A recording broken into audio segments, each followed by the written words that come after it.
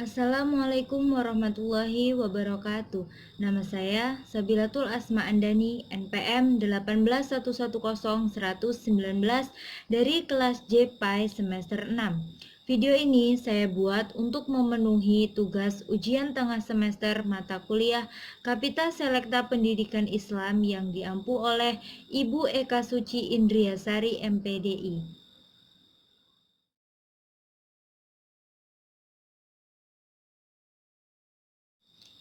Jelaskan hak dan kewajiban pendidik dan peserta didik dalam proses belajar mengajar.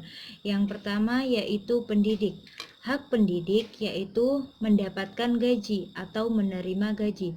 Menurut Al-Qabisi memandang bahwa guru harus menerima gaji atau menerima gaji itu boleh diadakan karena pendidik telah menjadi jabatan profesi. Tentu mereka harus atau berhak untuk mendapatkan kesejahteraan dalam kehidupan ekonomi berupa gaji ataupun honorarium. Seperti di negara kita, pendidik merupakan bagian aparat negara yang mengabdi untuk kepentingan negara melalui sektor pendidikan, diangkat menjadi pegawai negeri sipil, diberikan gaji dan tunjangan kependidikan. Kemudian yang kedua, hak pendidik yaitu mendapatkan penghargaan. Guru adalah Abu al-Ruh atau bapak rohani bagi peserta didiknya. Dialah yang memberikan santapan rohani dan memperbaiki tingkah laku peserta didik. Profesi guru wajib dimuliakan, mengingat peranannya yang sangat signifikan dalam menyiapkan generasi mendatang. Menghormati guru berarti penghormatan terhadap anak-anak kita. Bangsa yang ingin maju peradabannya adalah bangsa yang mampu memberikan penghargaan dan penghormatan kepada para pendidik. Kemudian yang kedua yaitu kewajiban pendidik. Kewajiban yang harus diperhatikan oleh seorang guru menurut pendapat Imam Al-Ghazali yaitu ada 6. Yang pertama, harus menaruh rasa kasih sayang terhadap murid dan memperlakukan mereka seperti anak sendiri. Yang kedua, tidak mengharapkan balas jasa ataupun ucapan terima kasih, akan tetapi mengajar bermaksud untuk mencari keridhaan Allah Subhanahu wa taala. Yang ketiga, mencegah murid dari suatu akhlak yang tidak baik dengan jalan sindiran dan jangan dengan cara terus terang, dengan jalan halus dan jangan jalan yang mengejek. Kemudian diperhatikan tingkat akal pikiran anak dan berbicara dengan mereka menurut kadar akalnya dan jangan menyampaikan sesuatu yang melebihi tingkat tangkapnya. Kemudian jangan timbulkan rasa benci pada diri murid mengenai suatu cabang ilmu yang lain. Guru harus mengamalkan ilmunya dan jangan berlain kata dengan perbuatannya. Kemudian peserta didik. Hak peserta didik menurut Undang-Undang Republik Indonesia Nomor 20 Tahun 2003 yaitu yang pertama, mendapatkan pendidikan agama sesuai agamanya. Yang kedua, mendapatkan pelayanan pendidikan sesuai bakat, minat, dan kemampuan. Yang ketiga, mendapatkan beasiswa bagi yang berprestasi dan orang tuanya tidak mampu membiayai. Yang keempat, pindah ke program pendidikan pada jalur dan satuan pendidikan yang setara. Yang kelima, menyelesaikan pendidikan sesuai dengan kecepatan belajar masing-masing dan tidak menyimpang batas waktu yang ditetapkan. Selanjutnya yaitu kewajiban peserta didik. Menurut Imam Al-Ghazali, beliau merumuskan ada 11 kewajiban peserta didik, yaitu yang pertama, belajar dengan niat ibadah kepada Allah Subhanahu wa taala dalam rangka takaruh kepada Allah. Sehingga dalam kehidupan sehari-hari, anak didik dituntut untuk mensucikan jiwanya dari akhlak yang rendah dan watak yang tercela. Yang kedua, mengurangi kecenderungan pada duniawi dibandingkan masalah ukhrawi. Sifat yang ideal adalah menjadikan kedua dimensi kehidupan, dunia akhirat, sebagai alat yang integral untuk melaksanakan amanatnya, baik secara vertikal maupun secara horizontal. Kemudian, bersikap tawadu atau rendah hati dengan cara meninggalkan kepentingan pribadi untuk kepentingan pendidikannya, memperhatikan instruksi dan arahan dari pendidik, dan mampu untuk mengontrol emosinya. Kemudian yang keempat yaitu menjaga pikiran dan pertentangan yang timbul dari berbagai aliran. Dengan pendekatan ini, peserta didik akan melihat berbagai pertentangan dan perbedaan pendapat-pendapat sebagai sebuah dinamika yang bermanfaat untuk menumbuhkan wacana intelektual, bukan sarana saling menuding dan menganggap dirinya paling benar. Kemudian yang kelima, mempelajari ilmu-ilmu yang terpuji, baik ilmu umum maupun ilmu agama. Yang keenam, belajar secara bertahap atau berjenjang dengan memulai pelajaran yang mudah atau konkret menuju pelajaran yang sulit, abstrak, atau dari ilmu yang fardu ain menuju ilmu yang fardu kifayah. Selanjutnya, mempelajari suatu ilmu sampai tuntas untuk kemudian beralih pada ilmu lainnya. Dengan cara ini, peserta didik akan memiliki spesifikasi ilmu pengetahuan secara mendalam. Kemudian yang kedelapan yaitu memahami nilai-nilai ilmiah atas ilmu pengetahuan yang dipelajari. Selanjutnya, memprioritaskan ilmu diniyah sebelum memasuki ilmu duniawi. Yang ke-10 yaitu mengenai nilai-nilai pragmatis bagi suatu ilmu pengetahuan, yaitu ilmu pengetahuan yang dapat bermanfaat atau membahagiakan, mensejahterakan, serta memberi keselamatan hidup dunia dan akhirat, baik untuk dirinya maupun manusia pada umumnya.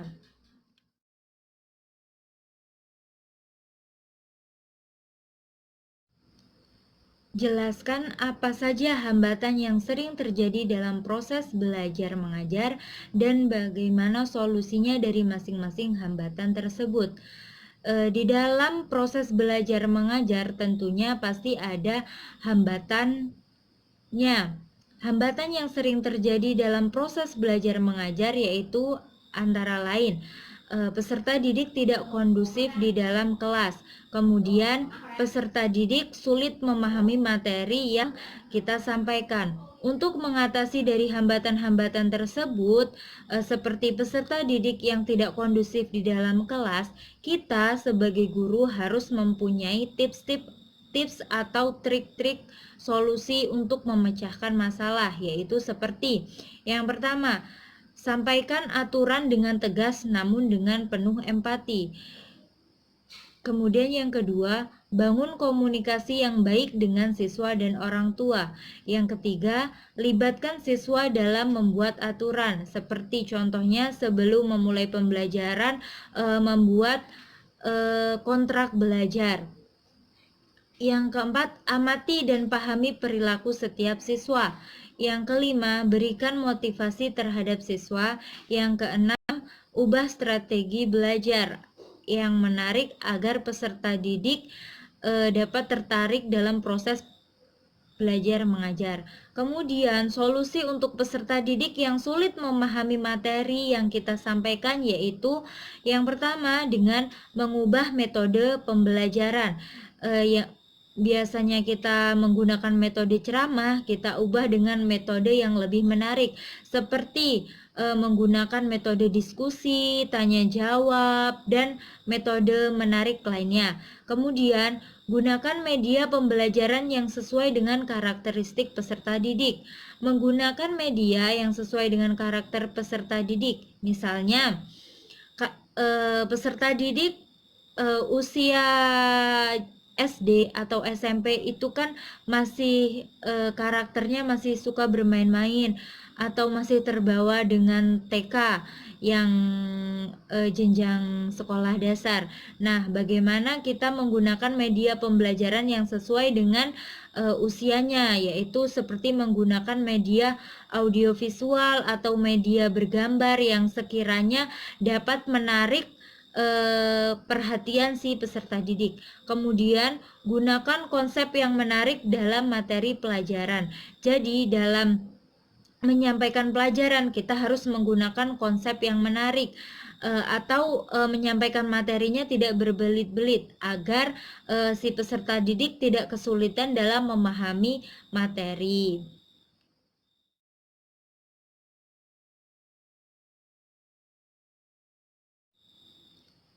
Selanjutnya, menurut Anda bagaimana cara meningkatkan profesionalisme seorang guru dalam dunia pendidikan?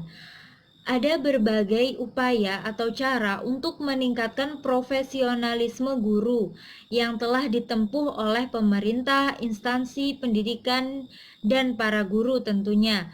Adapun cara untuk meningkatkannya yaitu sebagai berikut. Yang pertama, menempuh pendidikan pada jenjang yang lebih tinggi sesuai kualifikasi akademik.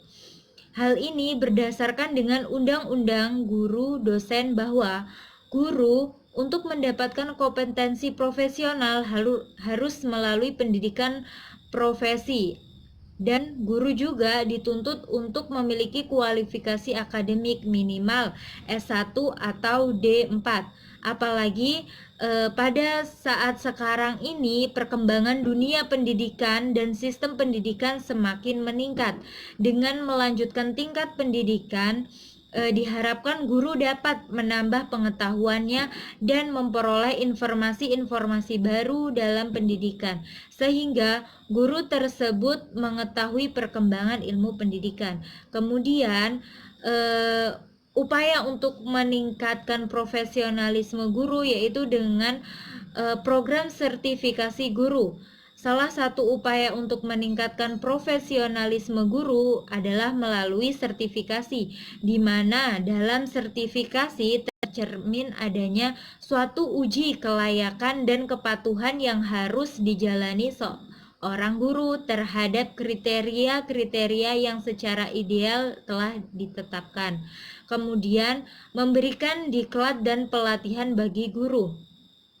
Diklat dan pelatihan merupakan salah satu teknik pembinaan untuk menambah wawasan atau pengetahuan guru.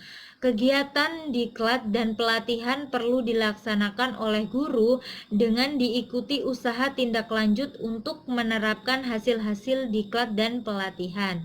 Kemudian, gerakan guru membaca atau G2M. Guru hendaknya mempunyai kesadaran akan pentingnya membaca untuk mengembangkan wawasan dan pengetahuannya. Tidak lucu apabila guru menyuruh murid-muridnya rajin membaca, sedangkan gurunya sendiri tidak suka membaca. Kita sebagai guru harus lebih serba tahu, dan kita sebagai guru itu harus digugu dan ditiru oleh peserta didik. Kemudian selanjutnya yaitu cara untuk meningkatkan profesionalisme guru yaitu dengan melalui organisasi kelompok kerja guru atau KKG. KKG merupakan salah satu wadah atau tempat yang digunakan untuk membina dan meningkatkan profesional guru sekolah dasar dan sampai jenjang sekolah menengah atas. KKG adalah wadah kerjasama guru-guru dan sebagai tempat mendiskusikan masalah yang berkaitan dengan kemampuan profesional, yaitu dalam hal merencanakan, melaksanakan, dan menilai kemajuan murid. Yang selanjutnya yaitu guru harus senantiasa produktif dalam menghasilkan karya-karya di bidang pendidikan. Guru hendaknya memiliki kesadaran untuk lebih banyak menulis, terutama mengenai masalah-masalah pendidikan dan pengajaran. Hal ini termasuk salah satu metode untuk dapat meningkatkan kemampuan guru dalam menuangkan konsep-konsep dan gagasan dalam bentuk tulisan.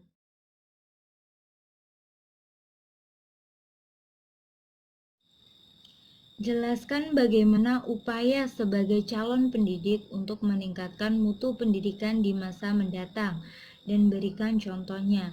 Upaya untuk meningkatkan mutu pendidikan yaitu yang pertama kita sebagai seorang guru harus yang pertama harus meningkatkan kualitas kita sebagai guru, yaitu yang pertama kita harus mengikuti penataran. Mengikuti penataran ini bertujuan untuk mempertinggi mutu petugas sebagai profesinya di masing-masing profesi. Yang kedua, meningkatkan efisiensi kerja menuju arah tercapainya hasil yang optimal. Yang ketiga, perkembangan kegairahan kerja dan peningkatan kesejahteraan. Jadi, penataran ini dapat meningkatkan efektivitas dan efisiensi kerja, keahlian, dan peningkatan terutama pendidikan untuk menghadapi arus globalisasi. Kemudian, kita sebagai seorang guru itu harus mengikuti kursus-kursus pendidikan. Hal ini akan menambah wawasan. Adapun kursus-kursusnya biasanya meliputi pendidikan bahasa Arab, bahasa Inggris, komputer, dan lain sebagainya. Kemudian memperbanyak membaca. Menjadi guru profesional itu tidak hanya menguasai atau membaca dan hanya berpedoman pada satu atau beberapa buku saja. Akan tetapi, menjadi guru yang profesional itu haruslah banyak membaca berbagai macam buku atau referensi untuk menambah bahan materi atau wawasan yang akan kita sampaikan, sehingga sebagai seorang guru tidak akan kekurangan pengetahuan dan informasi-informasi yang muncul dan berkembang di dalam masyarakat. Kemudian kita harus mengadakan kunjungan ke sekolah lain atau studi komparatif. Suatu hal yang sangat penting menjadi seorang guru yaitu mengadakan kunjungan antar sekolah, sehingga akan menambah wawasan kita sebagai seorang guru untuk bertukar pikiran dan informasi lainnya. Kemudian mengadakan hubungan dengan wali siswa. Mengadakan pertemuan dengan wali siswa sangatlah penting sekali, karena dengan ini seorang guru dan orang tua akan dapat saling berkomunikasi untuk mengetahui dan menjaga peserta didik serta bisa mengarahkan pada perbuatan yang positif. Kemudian upaya untuk meningkatkan mutu pendidikan yaitu dengan peningkatan materi. Dalam rangka peningkatan pendidikan, maka peningkatan materi itu sangat penting sekali atau perlu sekali mendapatkan perhatian, karena dengan lengkapnya materi yang diberikan tentu akan menambah lebih luas pengetahuan. Hal ini akan memungkinkan peserta didik dalam menjalankan dan mengamalkan pengetahuan yang telah diperoleh dengan baik dan benar. Kemudian yang selanjutnya yaitu peningkatan dalam pemakaian metode. Metode merupakan alat yang dipakai untuk mencapai tujuan dalam proses pembelajaran. Maka, sebagai salah satu indikator dalam peningkatan kualitas pendidikan, perlu adanya peningkatan dalam pemakaian metode. Tidak hanya menggunakan metode itu saja yang membuat peserta didik itu akan merasa bosan dan mutu pendidikan itu kurang meningkat. Kemudian, untuk dalam penyampaian metode itu pendidik atau guru harus memperhatikan hal-hal sebagai berikut, yaitu yang pertama selalu berorientasi pada tujuan. Jadi dalam meningkatkan sebuah metode, seorang guru itu harus selalu berorientasi pada tujuan pembelajaran. Yang kedua, tidak hanya terikat pada satu alternatif saja. Yang ketiga, mempergunakan berbagai metode sebagai suatu kombinasi. Misalnya, metode ceramah dikombinasikan dengan metode tanya jawab dan lain sebagainya. Jadi, usaha tersebut merupakan upaya untuk meningkatkan kualitas pendidikan pada peserta didik. Kemudian yang selanjutnya yaitu peningkatan sarana. Sarana adalah alat atau metode dan teknik yang digunakan dalam rangka meningkatkan efektivitas komunikasi dan interaksi edukatif antara pendidik dan peserta didik dalam proses pendidikan dan pengajaran di sekolah. Dari segi sarana, perlu diperhatikan adanya usaha meningkatkan sebagai berikut. Yang pertama, mengerti secara mendalam tentang fungsi atau kegunaan media pendidikan. Yang kedua, mengerti penggunaan media pendidikan secara tepat dalam interaksi belajar mengajar. Yang ketiga, pembuatan media harus sederhana dan mudah dipahami oleh peserta didik. Kemudian yang keempat, memilih media yang tepat sesuai dengan tujuan dan isi materi yang akan diajarkan. Kemudian yang selanjutnya, upaya untuk meningkatkan mutu pendidikan yaitu dengan peningkatan kualitas belajar. Dalam setiap proses belajar mengajar yang dialami oleh peserta didik, tidak selamanya itu akan berjalan lancar seperti yang diharapkan. Kadang-kadang mengalami kesulitan atau ada hambatan dalam belajar. Kendala tersebut perlu diatasi dengan berbagai usahanya yaitu sebagai berikut. Yang pertama, memberi rangsangan. Minat belajar seseorang berhubungan dengan perasaan seseorang. Pendidikan harus menggunakan metode yang sesuai sehingga merangsang minat untuk belajar dan mempelajari, baik dari segi bahasa, mimik, gestur, dan dengan memvariasikan setiap metode yang dipakai. Kemudian yang kedua, memberikan motivasi belajar. Motivasi adalah sebagai pendorong peserta didik yang berguna untuk menumbuhkan dan menggerakkan bakat peserta didik secara integral dalam dunia belajar, yaitu dengan diambil dari sistem nilai hidup peserta didik dan ditujukan kepada penjelasan tugas-tugas. Motivasi merupakan daya penggerak yang besar dalam proses belajar mengajar.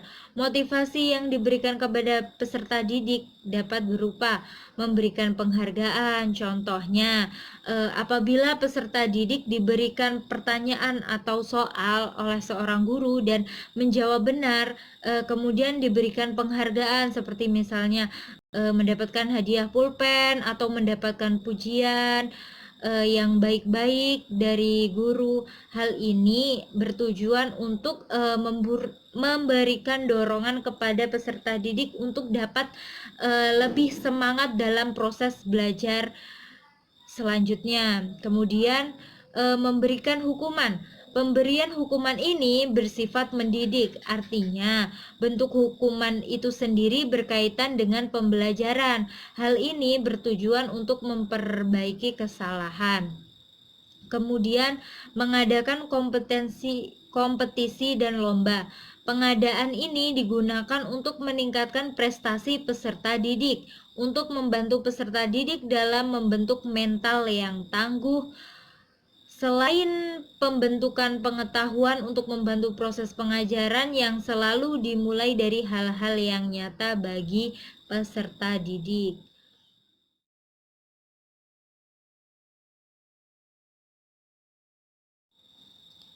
Selanjutnya yaitu jelaskan apa yang Anda pahami mengenai hakikat globalisasi. Globalisasi merupakan suatu proses atau suatu perubahan dari yang tradisional menuju ke yang modern, dari yang belum tahu menjadi tahu, dari yang tidak bisa menjadi bisa. Globalisasi ini merupakan proses menuju lingkup dunia. Dengan demikian, globalisasi dapat diartikan sebagai suatu proses mendunia, di mana semua peristiwa baik secara ekonomi, politik, pendidikan, budaya, teknologi yang terjadi di satu belahan dunia dapat mempengaruhi kehidupan masyarakat di seluruh dunia, atau dapat disebut globalisasi merupakan suatu proses di mana hubungan sosial dan saling ketergantungan antar manusia di dunia ini semakin besar. Kemudian jelaskan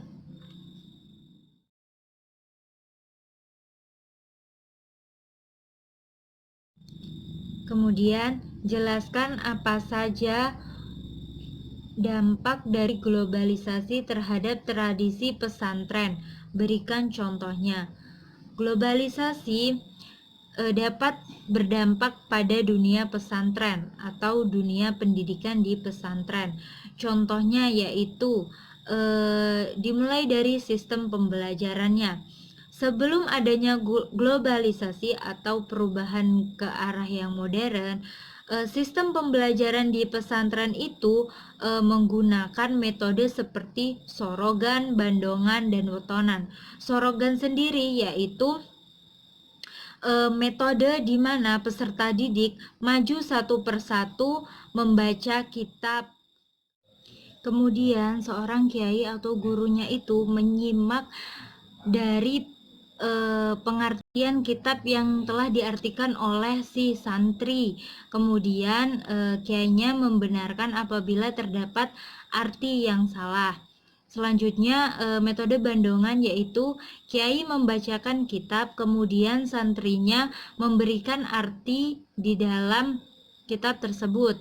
Wetonan yaitu kiai membacakan kitab-kitab dan si santri memberikan arti di dalam kitab tersebut. Akan tetapi metode wetonan ini dibacakan di waktu-waktu tertentu seperti di bulan Ramadan dan bulan-bulan lainnya. Kemudian untuk sistem pembelajaran yang telah terdampak globalisasi atau yang sudah modern itu tidak menggunakan metode-metode pembelajaran yang terdahulu, akan tetapi menggunakan metode-metode pembelajaran yang sudah modern seperti metode pembelajaran seperti pada sekolah-sekolah umumnya, yaitu metode pembelajaran ceramah, diskusi, tanya jawab, dan metode-metode pembelajaran yang sudah modern. Kemudian dari segi kitabnya, untuk pesantren-pesantren yang terdahulu, kitab-kitabnya itu masih menggunakan kitab kuning atau kitab yang belum ada artinya sama sekali, atau yang sering disebut dengan kitab gundul. Untuk pesantren yang sudah modern atau pesantren yang sudah mengikuti globalisasi, kitabnya ini sudah menggunakan kitab-kitab yang modern yang sudah ada terjemahannya. Kemudian dari segi kurikulumnya ini berbeda sekali, seperti pesantren yang ada di Pondok Gontor. Ini sudah menggunakan kurikulum yang terbaru atau seperti kurikulum yang pada sekolah-sekolah umumnya, yaitu di mana di dalam pesantren modern ini sudah tidak mempelajari khusus pembelajaran agama saja, akan tetapi ada pelajaran seperti pelajaran bahasa Indonesia, bahasa Inggris, teknologi, dan lain sebagainya.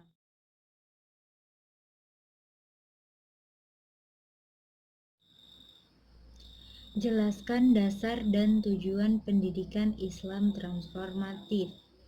Dasar pendidikan Islam transformatif yaitu strategi pembaharuan pendidikan merupakan perspektif baru dalam dunia pendidikan yang mulai dirintis sebagai alternatif untuk memecahkan masalah-masalah pendidikan yang belum diatasi secara tuntas. Strategi pembaharuan pendidikan pada dasarnya memiliki tujuan agar pendidikan dapat berjalan lebih efektif dan efisien untuk mencapai tujuan pendidikan. Pada dasarnya, pendidikan didasarkan pada filsafat, khususnya filsafat manusia. Dari filsafat manusia inilah dapat disimak orientasi terhadap kebudayaan, terhadap pendidikan, dan khususnya terhadap proses belajar dan perkembangan individu. Dasar filosofis dapat dilihat dari kenyataan bahwa Perjumpaan antara sains dan agama merupakan keniscayaan yang rasional. Para ilmuwan telah banyak menyuarakan secara filosofis tentang integrasi sains dan agama. Penelitian Zainullah dan Ali Muhtarom dengan judul penelitian Pendidikan Islam Transformatif Integratif. Penelitian ini menjelaskan bahwa prinsip pendidikan Islam adalah patokan yang harus dipegang dalam proses islamisasi karakter anak didik. Setidaknya ada 5 prinsip dasar yang harus diperhatikan, yaitu prinsip integrasi transformasi, prinsip keseimbangan, prinsip persamaan, prinsip pendidikan seumur hidup, dan prinsip keutamaan. Prinsip pertama adalah prinsip transformatif integratif. Prinsip ini yaitu suatu prinsip yang seharusnya dianut adalah bahwa dunia ini merupakan jembatan menuju kampung akhirat. Karena itu, mempersiapkan diri secara utuh merupakan hal yang tidak dapat dielakkan agar manusia kehidupan di dunia ini benar-benar bermanfaat untuk bekal yang akan dibawa ke akhirat. Karena ada prinsip integrasi, prinsip keseimbangan merupakan keniscayaan, sehingga dalam pengembangan dan pembinaan manusia tidak ada kepincangan dan kesenjangan. Keseimbangan antara material dan spiritual, unsur jasmani. Yang selanjutnya yaitu prinsip pendidikan Islam kesamaan. Prinsip ini berakar dari konsep dasar tentang manusia yang mempunyai kesatuan asal yang tidak membedakan derajat baik antara jenis kelamin, kedudukan sosial, bangsa, maupun suku, ras, atau warna kulit. Jadi, siapapun berhak mendapatkan hak yang sama dalam pendidikan. Yang selanjutnya yaitu Islam juga memiliki prinsip pendidikan seumur hidup. Sesungguhnya, prinsip ini bersumber dari pandangan mengenai kebutuhan dasar manusia dalam kaitan keterbatasan manusia, di mana manusia dalam sepanjang hidupnya dihadapkan pada berbagai tantangan dan godaan yang dapat menjerumuskan dirinya sendiri ke jurang kehinaan. Yang selanjutnya, pendidikan Islam menjunjung prinsip-prinsip keutamaan. Dengan prinsip ini ditegaskan bahwa pendidikan bukanlah hanya proses mekanik, melainkan merupakan proses yang mempunyai ruh, di mana segala kegiatannya diwarnai dan ditujukan kepada keutamaan-keutamaan. Keutamaan-keutamaan tersebut terdiri dari nilai-nilai moral. Dengan prinsip keutamaan ini, pendidik bukan hanya bertugas menyediakan kondisi belajar bagi subjek peserta didik, tetapi lebih dari itu turut membentuk kepribadiannya dengan perlakuan dan keteladanan yang ditunjukkan oleh pendidik tersebut.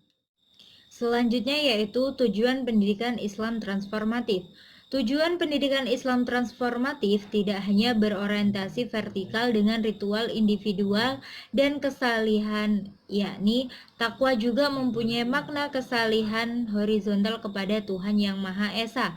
Akan tetapi juga berorientasi horizontal, yakni bagaimana keberimanan dan ketakwaan peserta didik mempunyai imbas kepada perilaku sosial mereka di masyarakat, hubungan manusia dengan Tuhan yang akan melahirkan kesalehan pribadi. Pendidikan Islam tidak melepaskan diri dari ketiga domain pendidikan, yaitu kognitif, afektif, dan psikomotorik.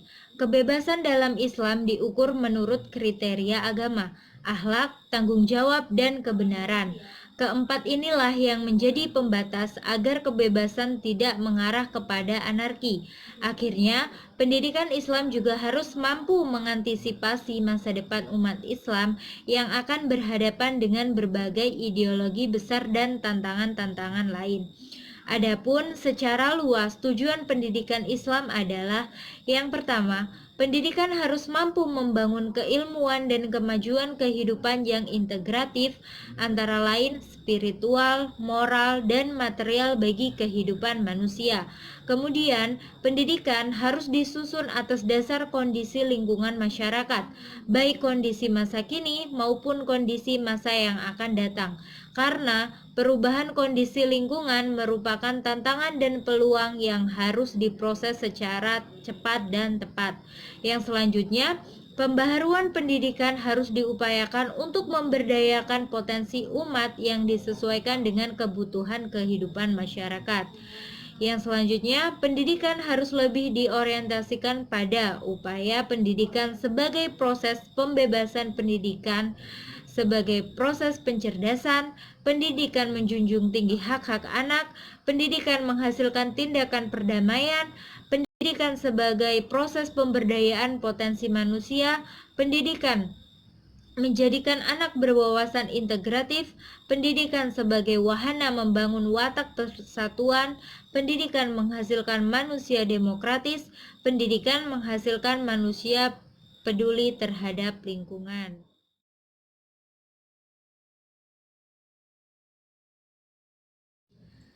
Apa yang Anda pahami mengenai paradigma pendidikan Islam transformatif dan implikasinya terhadap pengembangan pendidikan Islam?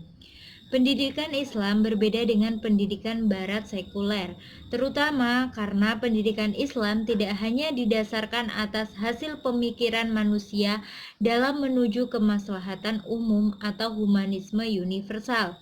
Pendidikan Islam pada akhirnya bermuara pada pembentukan manusia sesuai dengan kodratnya yang mencakup dimensi imanensi atau horizontal dan dimensi transdensi vertikal, yaitu hubungan dan pertanggungjawabannya kepada Yang Maha Pencipta.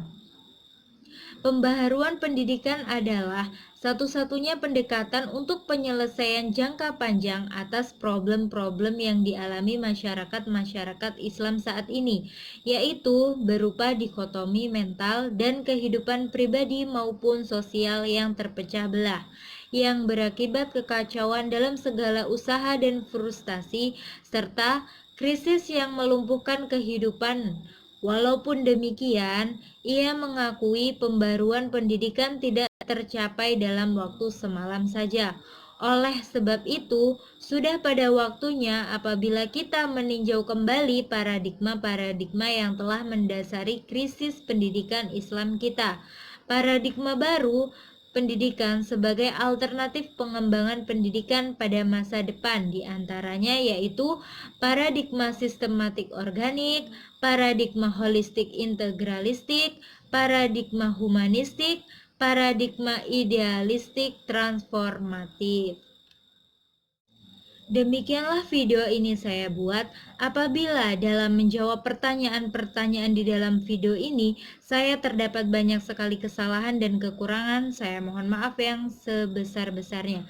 Dan saya akhiri, wallahul muwaffiq ila aqwamit thoriq. Wassalamualaikum warahmatullahi wabarakatuh.